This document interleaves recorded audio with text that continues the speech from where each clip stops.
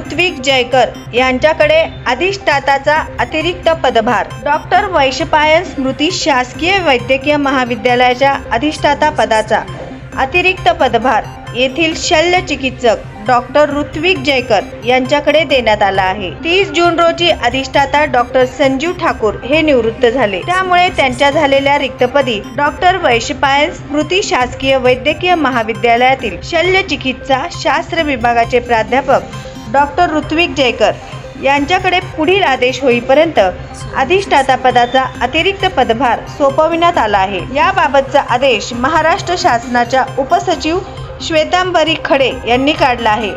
Doctor Jayakar यांचे MBBS चे शिक्षण सोलापुरात तर MS चे शिक्षण कराड येथे झाले आहे। त्यांनी छत्रपती शिवाजी महाराज सर्व उपचार रुग्णालयात शल्य चिकित्सक म्हणून चांगले काम केले आहे। त्यांनी पदभार स्वीकारल्यानंतर अनेकांनी त्यांचे पुष्पगुच्छ देऊन स्वागत केले।